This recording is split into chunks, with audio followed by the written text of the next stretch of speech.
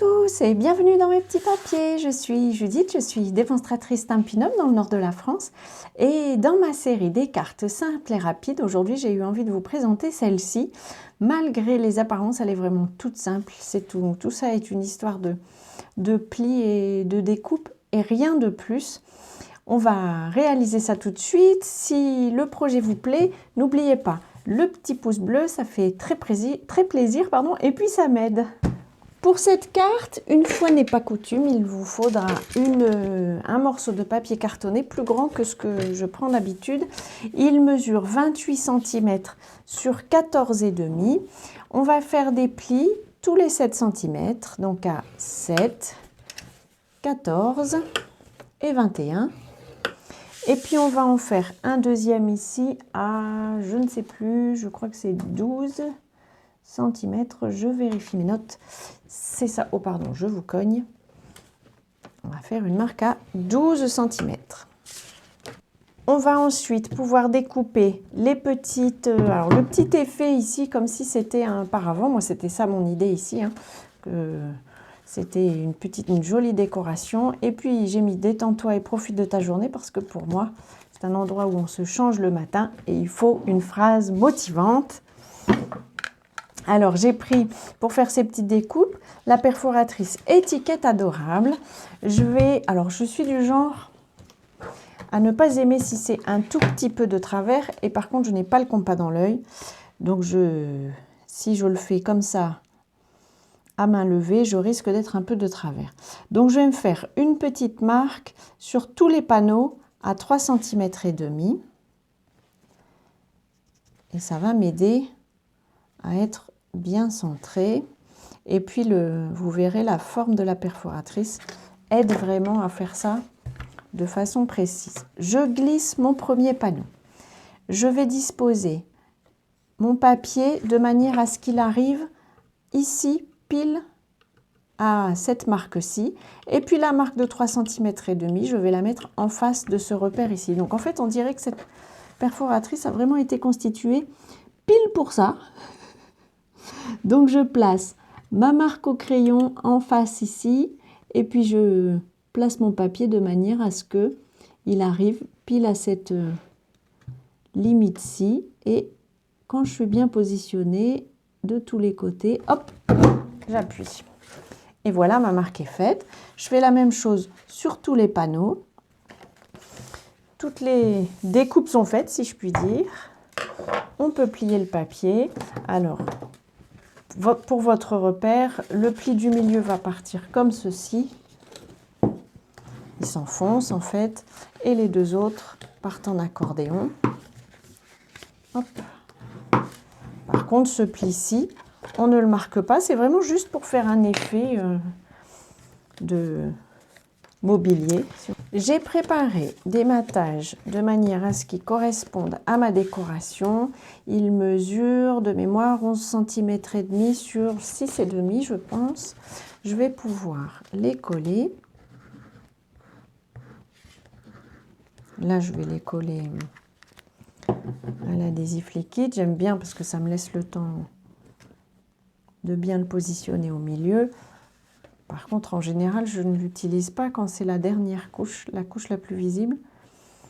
Quelquefois, on voit l'adhésif et j'ai cru comprendre que c'est le cas quand on habite dans une zone un peu humide.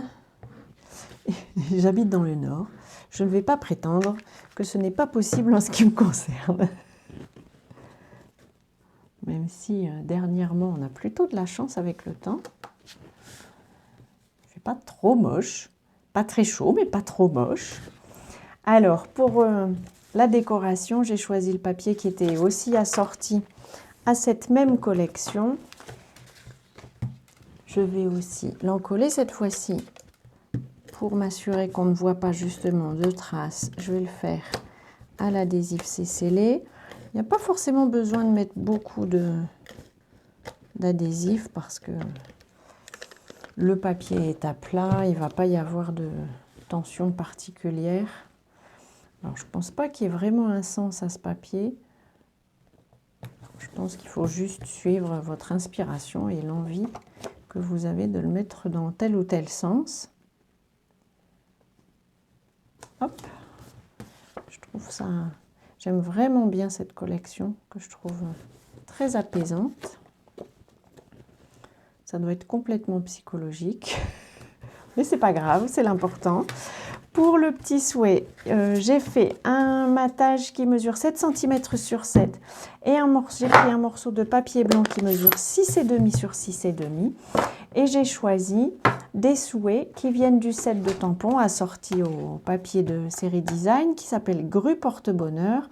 En souhait, j'ai pris Que la chance vous sourit, toujours dans l'idée que c'est un message qu'on voit le matin quand on se change. Alors j'essaye de le tamponner. Oui, ça va, c'est à peu près droit.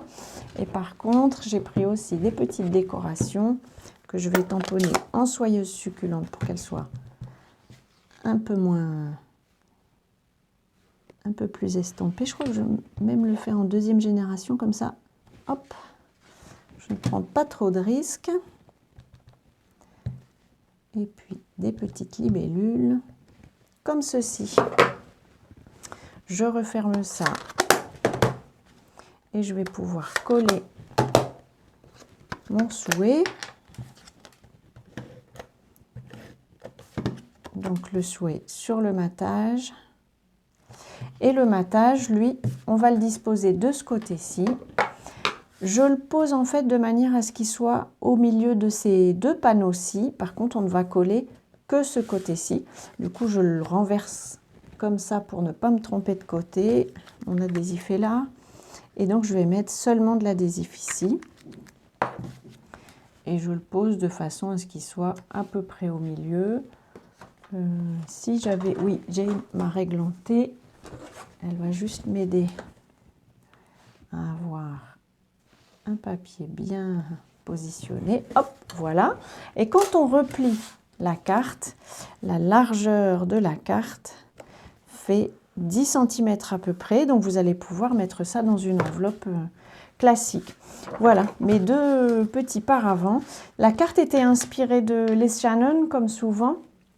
Mais d'habitude, ce sont plutôt des cartes que je présente pour le week-end parce que les projets sont un petit peu plus complexes. Là, celle-ci, je la trouvais vraiment très simple. C'est juste, comme je vous disais, une histoire de pliage. Et puis, la découpe peut se faire avec une perforatrice que je vous représente. C'est donc la perforatrice Étiquette Adorable. Voilà, j'espère que ce projet vous aura plu, qu'il vous aura inspiré. Je vous souhaite avant notre prochaine rencontre de passer de belles journées créatives. Et bien entendu, comme toujours, je vous embrasse.